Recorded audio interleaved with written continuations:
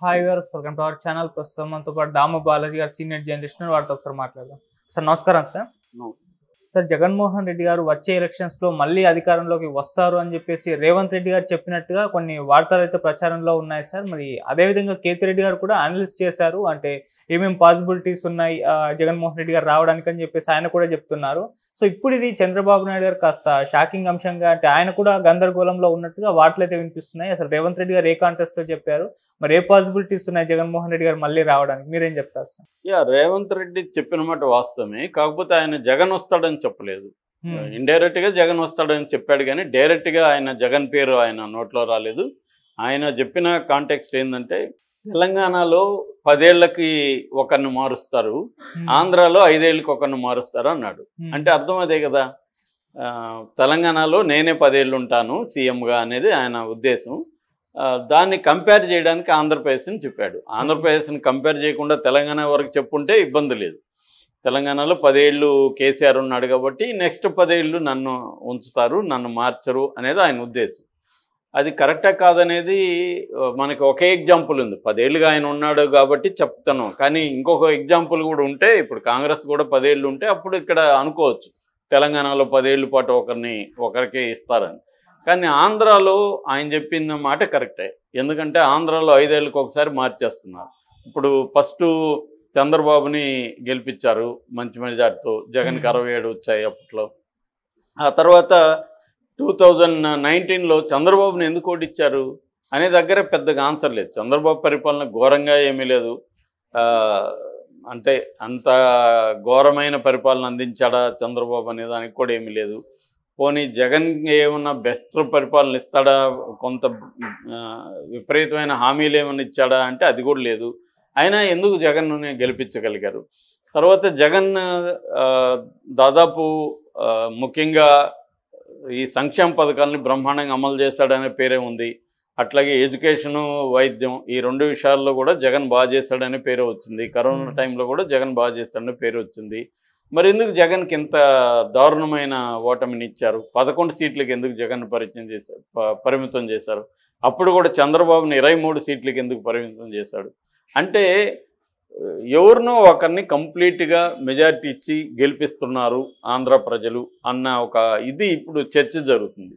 కాబట్టి ఇప్పుడు చంద్రబాబు ఎంత పరిపాలన ఎంత బాగా ఇచ్చినా మళ్ళీ జగన్ని ఎంచుకుంటారు, చంద్రబాబుకి వెయ్యరు ఓట్లు అన్న ఒక వాదన ఆంధ్రప్రదేశ్లో వినిపిస్తుంది. దీన్ని నిన్న కేతిరెడ్డి, వెంకటరామరెడ్డి కూడా అనలైజ్ చేశారు. ధర్మవరం మాజీ ఎమ్మెల్యే ఆయన అనలైజ్ చేసి, నేను బ్రహ్మాండంగా ఇక్కడ పెర్ఫామ్ చేశాను, రోజు ప్రజల్లోనే తిరిగాను, అందరికీ ధర్మవరం అంటే కేతిరెడ్డి అనేది వచ్చింది, ఆయన నన్ను ఓడించి ఎక్కడో అతని ఊరికి కూడా తెలియదు ఇక్కడ ఎవరు బీజేపీ అతను తీసుకొచ్చి ఇక్కడ పెడితే అతన్ని గెలిపించడం, నన్ను ఓడించడం ఏంది అంటే, ప్రజలు ఏంటంటే ఉన్నవాడిని ఓడించి ఇంకొకరిని ఎన్నుకోవాలి. ఈ ఆంధ్ర ప్రజలకు ఆశలు ఎక్కువ ఉన్నాయి, ఎంత ఇచ్చినా వాళ్ళకి సరిపోదు, ఇంకొకడు బెటర్గా ఇస్తాడేమో వీడిని ఓడించి వాడికి ఇద్దామన్న ఆలోచనలో ఉండారు. అందుకనే చంద్రబాబు బాగా చేసినా చంద్రబాబుని ఎన్నుకోలే, మళ్ళీ జగన్ బాగా చేసినా జగన్ ఎన్నుకోలే. ఇప్పుడు చంద్రబాబు బాగా చేసినాడా లేదనేది జనాలకు అవసరం లేదు, మళ్ళీ మారుస్తారు కాబట్టి జగన్ వస్తాడు. అందుకే జగన్ కూడా కళ్ళు మూసుకుంటే మళ్ళీ మనం వస్తామని చెప్తున్నాడు అన్న ఒక చర్చ ఇప్పుడు నడుస్తుంది. అంటే దీనికి కారణం ఏంటి? చర్చకి నిజంగానే పాజిబుల్ ఉందా చెప్పలేము, ఉండొచ్చు, కొద్దిగా లాజిక్ అయితే ఉంది. ఎందుకంటే జగన్ది 11 వస్తాయని ఎవరు ఊహించలేదు, ఇంత ఘోరంగా ఓటమి ఉంటుందని, టఫ్ ఉంటుందని. చంద్రబాబు కానీ తెలుగుదేశం మీడియా కానీ ఈ ఉచిత పథకాలకు సంబంధించి తీవ్ర వ్యతిరేకంగా ప్రచారం చేశారు ఎలక్షన్ ముందు వరకు. అలాంటి వాళ్ళు జగన్ 70,000 కోట్లు ఇస్తే సంవత్సరానికి, చంద్రబాబు 1,30,000 కోట్లు ఇస్తానని హామీలు ఇచ్చాడంటే అర్థం ఏంటి అంటే, ఒకప్పుడు జగన్ ఏమో అమలు చేస్తేమో శ్రీలంక అయిపోతుంది రాష్ట్రం అని ప్రచారం చేసిన వాళ్ళే డబ్బులు ఇస్తామని ఎట్లా అనగలిగారు? అంటే భయంతో జగన్ ఎక్కడ మళ్ళీ వస్తాడని ఒక భయం అయితే తెలుగుదేశంలో ఉంది. లేకపోతే బీజేపీకి ఏమి ఓటు షేర్ ఉందని, అక్కడ బీజేపీకి 1%, 0.8% ఓటు ఉంది, అంటే 1% కూడా ఓటు షేర్ లేదు. మరెందుకు బీజేపీతో కలవడానికి చంద్రబాబు బీజేపీ నాయకుల మాటల్లో చెప్పాలంటే వెంపర్లాడినాడు.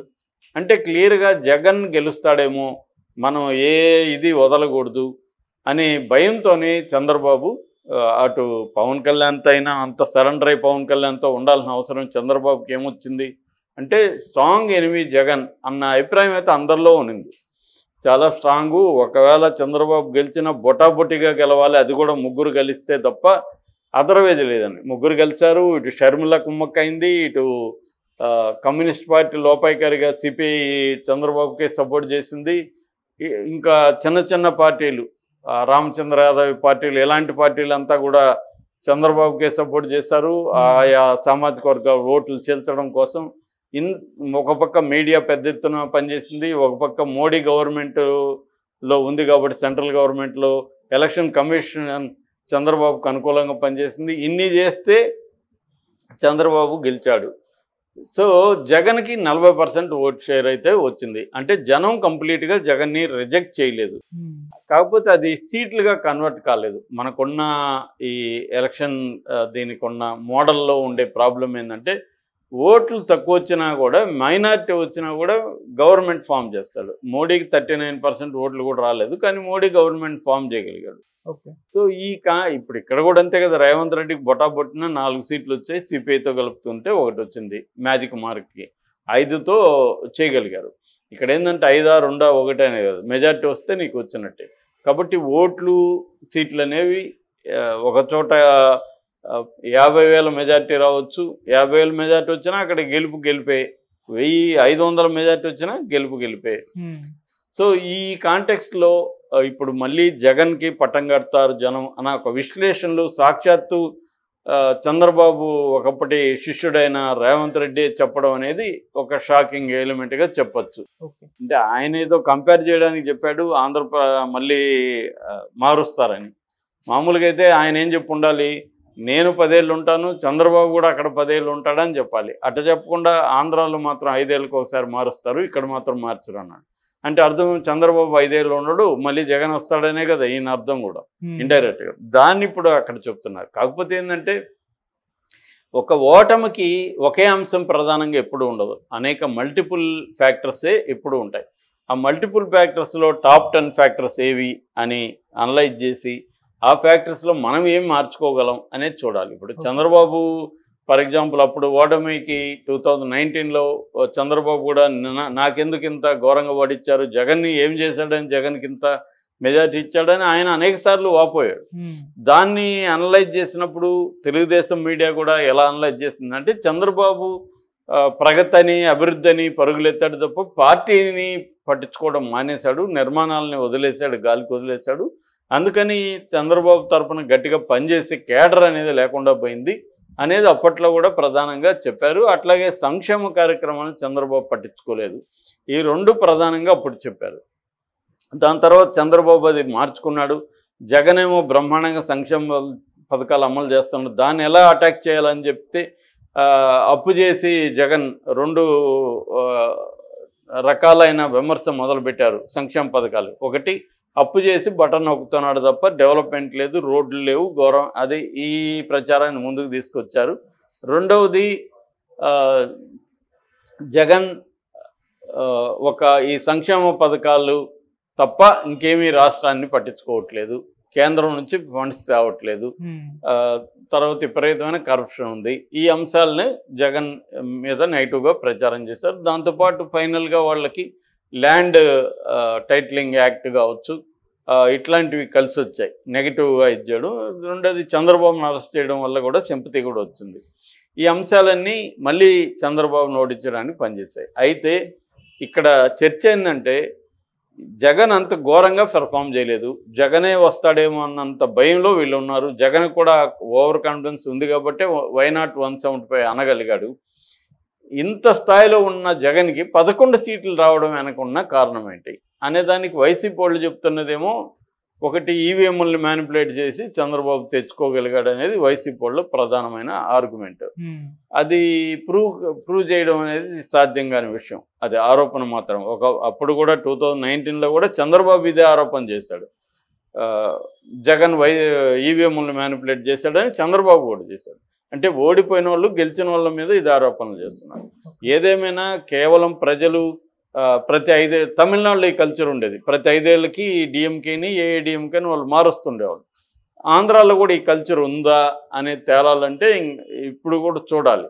ఓకే. అంటే జగన్ పెద్దగా పార్టీ కాన్సన్ట్రేట్ చేసి ఏమి చేయకపోయినా జగన్కి మళ్ళీ ఇస్తారా, చంద్రబాబుని ఓడిస్తారా అన్న భయం అయితే చంద్రబాబు క్యాంపులో కూడా ఉంది. జగన్ క్యాంపులో కూడా ధైర్యం అయితే ఉంది. మళ్ళీ మనకిస్తారులే, చంద్రబాబు ఎలాగో హామీలు నెరవేర్చడు, చంద్రబాబు చెప్పినవన్నీ జరగవు, ఒకసారి మోసపోవచ్చు, రెండోసారి మోసపోవారులే అన్న అభిప్రాయం వాళ్ళకు ఉంది. చంద్రబాబు కూడా భయం ఉంది, వీళ్ళు మళ్ళీ మనం ఎంత చేసినా వీళ్ళు గతంలో కూడా ఓడించారు, జగన్ని ఓడించారు, ఇప్పుడు నన్ను కూడా ఓడిస్తారేమో అన్న ఫీలింగ్ అయితే ఉంది. అందుకని మోడీ కూడా జగన్ పట్ల మరీ కఠినంగా వ్యవహరించట్లేదు అన్న అభిప్రాయం కూడా ఉంది. ఎందుకంటే మళ్ళీ జగన్ వస్తే తమకు అవసరం ఉంటుంది కాబట్టి జగన్ పట్ల కఠినంగా వాళ్ళు మోడీ ప్రభుత్వం లేదు అనేదానికి కూడా మనకి ఈ కారణం వల్లే అని అంటున్నారు. Okay sir, thank you so much sir.